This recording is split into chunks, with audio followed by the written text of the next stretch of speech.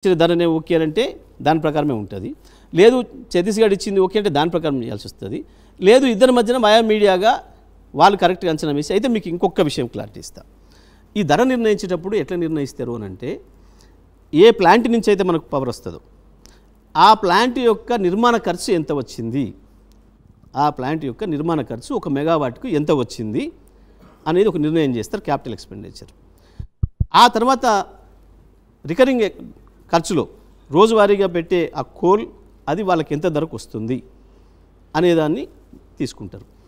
ఈ రెండింటిని కలిపి నిర్ణయం తీసుకొని ఈ రెండింటి మీద వచ్చిన ఖర్చు, దాని మీద వస్తున్న ఉత్పత్తి, దాని ప్రకారం ధర నిర్ణయిస్తే ఎక్కడైనా భారతదేశంలో ఏ ఈఆర్సీ అయినా, ఇది ఈఆర్సీ అనేది చట్టబద్ధంగా రాజ్యాంగబద్ధంగా ఏర్పాటు చేసిన క్వాజీ జ్యుడిషియల్ సంస్థలు.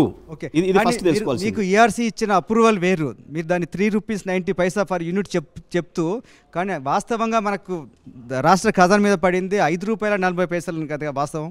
ఎట్లా ఇస్తారు అసలు? ఇస్తే వాడు నాకు జైలు కదా. మీరు ట్రాన్స్మిషన్ ఖర్చులు కానీ మిగతా ఖర్చులను చూపించకుండా, ట్రాన్స్మిషన్ కాదు పీజీసీఎల్ ఖర్చు ఒకటి ఉంటుంది, కంపల్సరీ చేయాల్సిందే కదా ఎవరైనా. ఇప్పుడు అదే చెప్తాను మీకు. ఇక్కడ ఇదే టైంలో ఎన్టీపీసీ సింహాద్రి స్టేజ్ 2 ఏదైతే నిర్మాణం చేసిందో ఆంధ్రలో, దాని నుంచి వెళ్ళి కూడా మనకు విద్యుత్ ఉత్పత్తికి, మనకు విద్యుత్ సరఫరాకి ఇచ్చిండ్రు. అది కూడా పీపీఏ చేసుకున్నాం. దానికి ₹4.33 నిర్ణయించింది అదే ఈఆర్సీ. దానికి కూడా వీలింగ్ ఛార్జెస్ 60 పైసలు యూనిట్కి చెల్లిస్తున్నాం. దీనివల్ల ఛత్తీస్గఢ్ నుంచి తీసుకున్న దానివల్ల లాభం జరిగిందా, నష్టం జరిగిందా? సింపుల్ లెక్క. దానికి ప్రతిదీ కూడా ఆధారం ఉంది. నేను చెప్పడం మీరు అనడమే కాదు, ప్రతి దాంట్లో కూడా ఆధారం ఉంది. ఇప్పుడు నా ఫోన్లోనే ఉన్నాయని తీయాలి పేపర్లు, ప్రతి దానికి కూడా అలకాడనే ఉన్నాయి. ఇప్పుడు అవి మేము అంటుంది ఇదే, జస్టిస్ నరసింహారెడ్డి గారు ఇవి చూడకుండానే మాట్లాడడం అనేది అన్యాయమైన విషయం. వారు ముందే ఒక అభిప్రాయంతో ఉన్నట్టున్నారు కేసీఆర్ గారి మీద. వారికి ఏదో ఇతరత్ర ఏదో సంథింగ్ ఏదో ఉన్నట్టున్నది కేసీఆర్ గారి మీద. అందుకే వారు కూడా వీళ్ళు మాట్లాడిన మాటలను ఒక రాజకీయ నాయకుడిలాగా మాట్లాడేసిండు తప్ప నిజంగా ఒక జస్టిస్గా, ఒక జడ్జిగా ఆలోచించి పని చేయలేదు. ఇప్పుడు మీకు కూడా తెలుసండి, మీ అందరికి కూడా తెలుసు, మీ మీద ఒక కేసు అయింది, ఏదో జరిగింది, సంథింగ్ పెట్టారు, మీ మీద విచారణ జరుగుతుంది. ముందే జడ్జి గారు మీ మీద ఒక అభిప్రాయం చెప్పేసిన తర్వాత ఇక మీ న్యాయవాది ఎంత మొత్తుకుంటే ఉంది, మీరు ఎంత మొత్తుకుంటే ఉంది. అంటే జడ్జి గారికి మీ మీద ఆల్రెడీ ఒక అభిప్రాయం వచ్చేసిందని తెలిసిపోయింది కదా.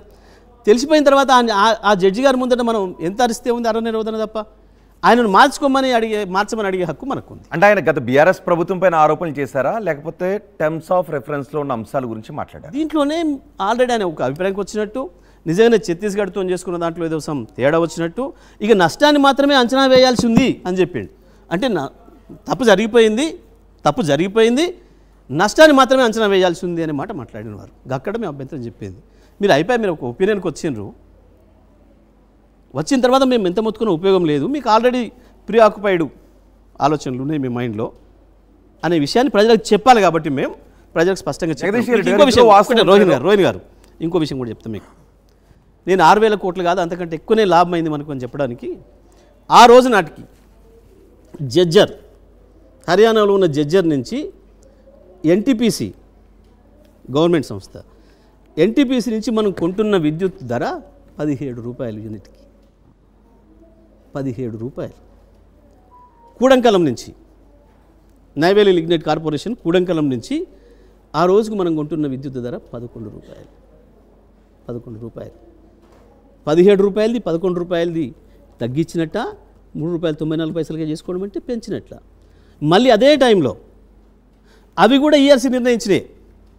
జడ్జర్ది కానీ, కూడంకలంది కానీ, సింహాద్రి యూనిట్ 2 నుంచి మనం తీసుకుంది ఏదైతే ఉందో అవేం పాత అగ్రిమెంట్లు. సింహాద్రిది సేమ్ టైంలో అదే కంపల్సరీ మనకు రావాల్సింది నేషనల్ ట్రిబ్యునల్ దాని నుంచి, థర్మల్ పవర్ నుంచి ముందే కేటాయిస్తారు. ఆ ప్లాంట్ స్టార్ట్ చేసినప్పుడే ఇది ఎవరికి ఇవ్వాలనేది నిర్ణయం చేస్తాయి సెంట్రల్ గవర్నమెంట్ ఆర్గనైజేషన్స్ ఏదైనా. దాని ప్రకారం మనం తీసుకోవాల్సిందే కంపల్సరీ.